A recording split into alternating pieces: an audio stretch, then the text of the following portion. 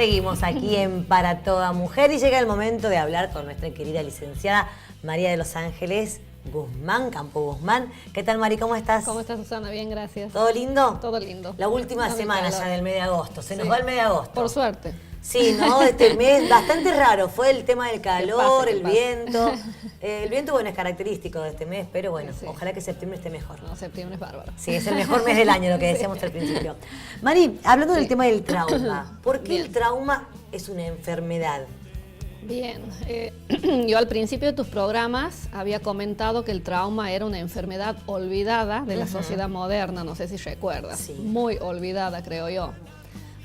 Hemos nombrado mucho aquí el tema del daño al organismo y que producía heridas. Sí. Bien, bueno, esto constituye una enfermedad porque en ella se pueden reconocer tres cosas fundamentales. Sí. Primero, una etiología, o sea, tenemos una forma de energía y una ausencia de calor o de oxígeno en el cuerpo, que son elementos esenciales, vos sabes, para la vida del ser humano. Sí.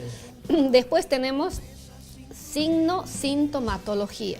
¿Qué significa esto? Que tenemos signos y síntomas asociados a estas lesiones. Bien. Por eso las tratamos como enfermedad.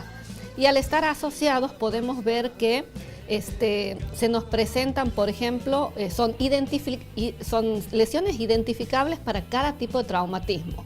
Podemos hablar de un traumatismo craneano, de pelvis, de extremidades, de tórax, de abdomen. O sea, en todo nuestro organismo, en toda la morfología de nuestro organismo se pueden presentar estas lesiones que son netamente identificables. Bien. Y como tercera cosa podemos reconocer una alteración anatómica, que hemos hablado de esta morfología específicamente. Sí. ¿Por qué? Porque las lesiones que producen edemas, hematomas, hemorragias, contusiones, laceraciones. ¿Te acuerdas que en el programa anterior hemos visto con el tema de cómo debemos actuar en cada caso? Y cómo identificar esas lesiones Tal con cual. los objetos determinantes de esto de energía. Sí. Bien. Entonces, todo esto podemos nombrar que hacen a la enfermedad del trauma, específicamente. ¿Y se puede relacionar, digamos, lo que es trauma con accidente? Sí, totalmente. En realidad el concepto accidente se puede utilizar tanto para referirse al hecho en sí como a las lesiones.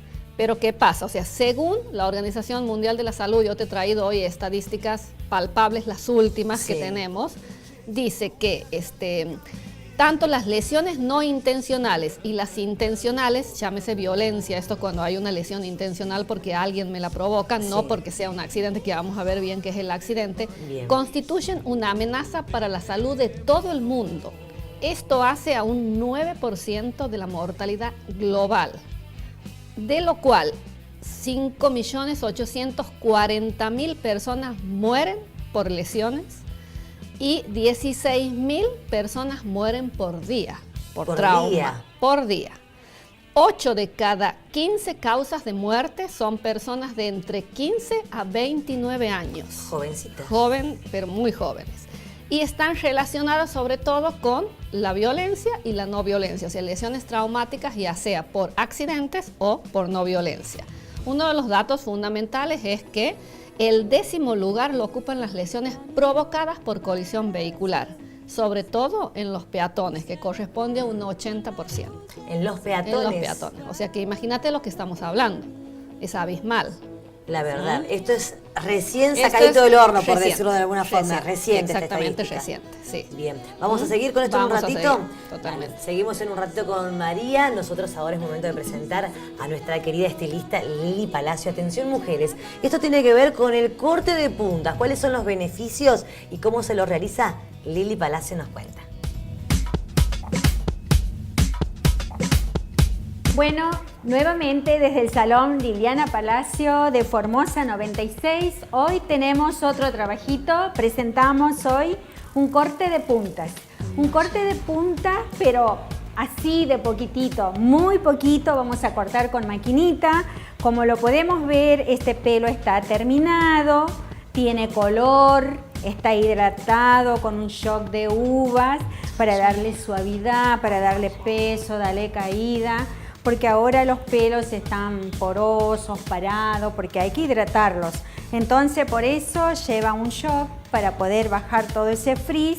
Y ahí cuando dejamos lacio, entonces podemos ver cómo están las puntas de este cabello que no están muy parejas. Entonces vamos a cortar con maquinita, un corte común, corriente, normal. Obviamente que no es un corte donde se lo puede hacer en la casa, porque son máquinas especiales para este tipo de pelo. No es tampoco con la máquina que se va a cortar la barba a su marido, a su hijo, no. Estas máquinas son para hacer este tipo de corte, lo explico. ¿Para qué? Para que no experimenten, porque después no se logra el resultado que uno quisiera. Derecho, derecho, que solo vamos a cortar las puntitas para que nos quede recto. No va a quedar totalmente porque es un pelo que está desmechado y entonces que quiere lograr tener un pelo recto. Entonces vamos a cortar muy poquito. Muy poquito. Solo puntas, solo para sacar puntas. Puntas, agachamos un poquito. ¿Para qué? Para que a la hora, cuando ella se lave, los pelos no queden para un lado ni para otro. Entonces con esta máquina, ¿qué logramos? Dejarlo bien parejo. Y solo sacamos las puntitas. Por eso lo hemos brashinado, lo hemos dejado bien lacio para poder cortar bien parejo. Sacamos puntitas nada más, solo eso. Bueno, esto es solo corte de punta. Recuerden, señoras, que siempre, cada 2-3 meses, hay que cortar las puntas del cabello. ¿Para qué? Porque el cabello respira por las puntas. Entonces ahí lo oxigenamos y tenemos un mejor crecimiento. Miren cómo ha quedado este pelo. Perfecto, bien recto, bien parejito. No hay puntas, no hay nada que sobre. Esto es un trabajo que solo en la peluquería lo puede lograr. Así que, bueno, trabajo terminado. Y bueno, un placer, Susana Satt, estar para toda mujer por Canal 14 de TIC. Gracias. Continuamos, muchas gracias a nuestra querida Lili Palacio. Le mandamos un beso muy, pero muy grande. Y siempre que me cuide el cabello, Lili, así que muchas, pero muchas gracias. Aparte está bueno el tema de Lili por el hecho de cuando las mujeres vamos a la peluquería. Decimos la puntita y queremos que sea la puntita. Así, cortito, poquito. Un dedito. Y ella cumple siempre, así que bueno, muchas gracias a Lili Palacio. Le mandamos un beso muy grande. Mari, seguimos hablando del tema del trauma, de esta estadística que estabas comentándonos. Totalmente, bueno, es preocupante, fundamental, ¿no? Muy preocupante, sobre todo porque decimos que en Argentina mueren al año alrededor de 8.001 personas por colisión vehicular. Esto hace más o menos un porcentaje del 25% de muertos por trauma. Entonces imagínate cómo no va a ser una enfermedad. Realmente Claro que sí. es una cosa abismal. Bueno, Argentina está considerado uno de los países donde más accidentes de tránsito se producen. Exactamente. Lamentablemente, y bueno, acá están las consecuencias. Exactamente, ya vamos a ver que el accidente no es un accidente también, ¿no? Bien, Así que, bien. ¿Y cuál sería la prevención para todo esto, Mari? y bueno, es lo que venimos tratando siempre en tus programas, Susana. O sea, los datos que hemos visto ahora de morbo y mortalidad demuestran que esto está en un avance abismal, Sí. que se nos ha ido de control de las manos. Y sobre todo, la llamada accidentes no son partes inevitables de la vida del ser humano, porque para mí están mal llamados accidentes, porque son totalmente previsibles y prevenibles. ¿Por qué esto? Porque la colisión vehicular específicamente es un hecho, por un lado, susceptible de un análisis racional y de tomar acciones que sean concretas y eficientes para poder trabajar en este tema. Los aspectos para identificar en el trauma son y siguen siendo, creo yo, un grave problema para la sociedad y sobre todo para la salud pública en América, en toda América. Claro que sí. Así que, Claro que sí. Y el tema de los accidentes, lo que hacías referencia hace un ratito, Mari, hay una estadística, ¿no?, que dice que el 88% de los accidentes de tránsito los produce la negligencia La del hombre. negligencia. Ese es el tema. Exactamente. Por eso, como dices vos, mal llamado accidente. ¿te acuerdas que el otro día hablábamos de que la celeridad no era que por ahí las ambulancias, por el hecho de querer volar llevando a la víctima, Y por ahí sufren tienen esa misma- ellos mismos los accidentes. Entonces es tomar conciencia. ¿Y cómo tiene que ser la atención de un paciente, una persona traumatizada? Bien, nosotros le llamamos en este caso víctima, ¿no? Para no decirle Bien. paciente que es el que va al consultorio y espera. Siempre Bien. son víctimas de estas circunstancias y de estos escenarios que venimos hablando. Sí. La atención inicial de la víctima por trauma debe contemplar, como siempre digo, un protocolo organizado y sistemático de acciones. O sea, sistemático me refiero a que tiene que haber pasos. No podemos hacer las cosas alocadamente y sin la construcción de pasos que vienen, hemos hablado a nivel mundial. Hay lesiones que deben ser tratadas en el lugar, o sea, esto se llama in situ, que si yo no sigo un protocolo estandarizado, esto se me va de las manos y produce más lesiones con las que esta víctima se encuentra.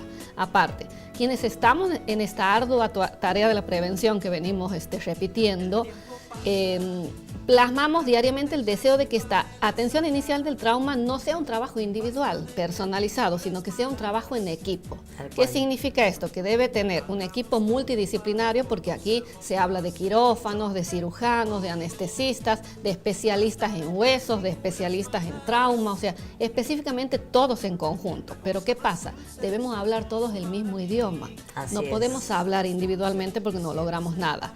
Aparte, debe ser de forma orgánica y monolítica, y sobre todo que actuando sobre premisas verdaderas. ¿Qué significa esto? Que debe ser en base a protocolos fundamentados y estandarizados de acción que se llevan a cabo a nivel mundial.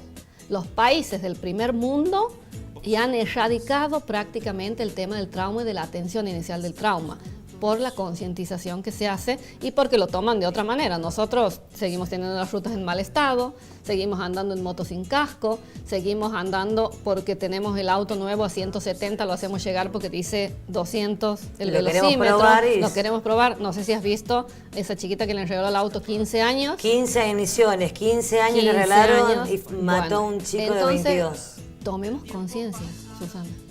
Eso es lo que nos falta, Mari, ¿no? El Tomemos tema de la conciencia. conciencia. Bueno, lo que hablamos siempre, el tema de educar, ¿no? Educar desde los más chiquitos y que esto se vaya transmitiendo de generación en generación. Y aparte el hecho de tomar conciencia es sumar voluntades, pero con experiencia, con práctica y con conocimiento, porque de ahí va a depender el futuro y una vida mejor para los que nos suceden. Bien. Que uno por ahí piensa cómo va a ser el futuro de Exactamente. nuestros hijos, cómo va a ser el futuro de nuestros nietos. Bueno, va a Exactamente. depender de lo que hagamos nosotros hoy Exactamente. por De hoy. la toma de conciencia y sobre todo de esto de que racionalicemos estas cosas que hemos hablado recién y pongamos todo una voz unánime en común y trabajemos en conjunto. Sobre todo los que estamos en el área de emergencia, que por ahí vemos que llegan desesperados, quieren alzala, cargala como sea la víctima y vamos a llevarlo al hospital más cercano. Y ese hospital o posta sanitaria más cercano no tiene nada. Tenemos Bien. que crear conciencia de que debe haber un sistema para la atención de la víctima al trauma. Bien, vamos a seguir hablando de esto en un ratito. Hacemos Sí, una pausa. totalmente. Hacemos una pausa en Para Toda Mujer. Ya volvemos con más.